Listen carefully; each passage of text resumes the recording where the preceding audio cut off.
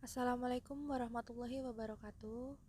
Perkenalkan, nama saya Ale Amrina Rusyada dari kelas 1C dengan NIM 2103054. Video ini diajukan untuk memenuhi ujian tengah semester mata kuliah Psikologi Pendidikan dan Bimbingan. Berikut pemaparan dari saya. Materi yang pertama adalah definisi psikologi pendidikan. Psikologi merupakan ilmu yang mempelajari mengenai jiwa dan gejala yang ada di dalamnya. Sedang pendidikan merupakan usaha sadar dalam menciptakan suasana belajar dan proses dalam pembelajaran. Kesimpulannya, psikologi pendidikan merupakan ilmu yang mempelajari dan menguraikan aktivitas manusia.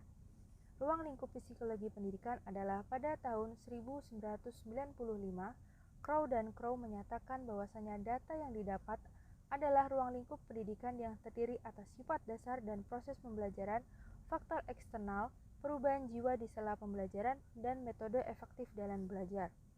Sejarah psikologi, aliran psikologi meningkat pada permulaan abad ke-20 ini mempelajari perilaku dan proses belajar dari sudut pandang berbeda yang berpengaruh pada perkembangan teori dan praktek pendidikan. Fungsi psikologi pendidikan adalah mengetahui proses perkembangan siswa, mengarahkan cara belajar siswa, penghubung proses belajar mengajar, dan bahan pengambilan keputusan. Selanjutnya adalah teori-teori pendekatan psikologi pendidikan. Teori yang pertama adalah teori behavioristik atau behaviorisme yang menjelaskan tentang tingkah laku yang dipengaruhi peristiwa di sekitar lingkungannya. Yang kedua, teori kognitif dari Brunner. Teori pendekatan yang mengutamakan bagaimana cara pengembangan kognitif individu supaya maksimal. Yang ketiga adalah teori humanisme. Teori yang mengutamakan keterlibatan individu peserta didik secara keseluruhan. Keempat, teori konstruktivitas, teori mengenai filsafat belajar. Yang ketiga adalah aspek perkembangan anak. Perkembangan anak merupakan urutan perubahan fisik, emosional, pikiran, dan linguistik anak yang terjadi sejak lahir hingga awal masa dewasanya nanti.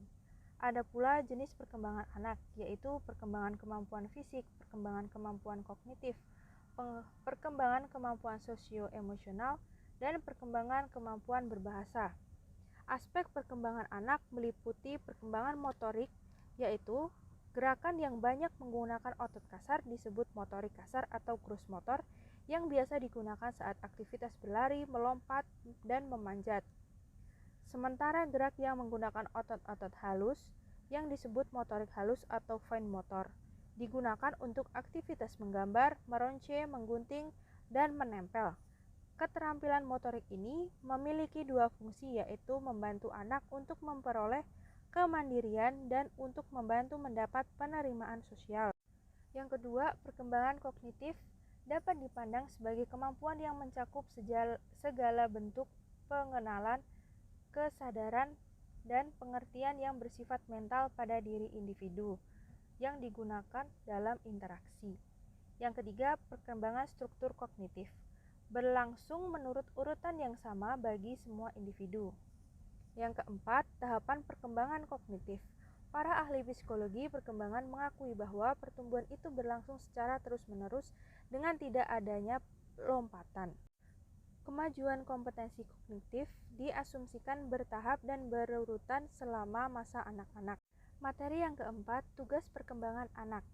Pada beberapa bulan pertama dari kelahirannya, aspek yang memegang peranan penting dari bayi adalah sekitar mulutnya, yaitu untuk makan, berkomunikasi, baru selanjutnya dengan mata, telinga, tangan, dan berperan sebagai alat penghubung dengan dunia luar. Beberapa tugas perkembangan yang muncul dan harus dikuasai oleh anak pada masa ini adalah belajar berjalan, belajar mengambil makan, belajar berbicara, mengontrol cara-cara buang air, menguasai stabilitas jasmani, dan memiliki konsep sosial dan fisik walaupun masih sederhana. Yang kelima adalah definisi belajar. Belajar merupakan aktivitas sadar dan menetap yang dilakukan oleh manusia sebagai individu dalam berinteraksi dengan lingkungan yang mengakibatkan perubahan perilaku, meliputi perubahan sikap, pengetahuan, dan keterampilan. Ciri dari individu yang telah mengalami proses belajar adalah adanya perubahan perilaku lebih baik dan relatif menetap akibat interaksi aktif individu. Ragam pendekatan belajar. Ragam pendekatan belajar merupakan pandangan dalam seluruh masalah yang ada dalam kegiatan pembelajaran. Pendekatan belajar harus terencana dan luas yang harus disesuaikan dengan kebutuhan materi belajar. Macam-macam pendekatan belajar yaitu pendekatan konstekstual, pendekatan konstruktivisme, pendekatan deduktif, induktif, problem solving, open-ended, pendekatan proses, dan saintifik. Yang terakhir adalah teori-teori belajar. Pembelajaran merupakan proses interaksi antar peserta didik dengan pendidik dan sumber belajar pada suatu lingkungan belajar. Prinsip-prinsip pembelajaran adalah prinsip keterlibatan siswa secara aktif, konstekstual, keragaman media dan sumber belajar, pengembangan kemampuan berpikir kritis, kreatif, inovatif, dan prinsip pembiasaan. Macam-macam aliran teori belajar yaitu aliran behaviorisme, aliran konstruktivisme, aliran kognitivisme, dan humanisme, serta aliran teori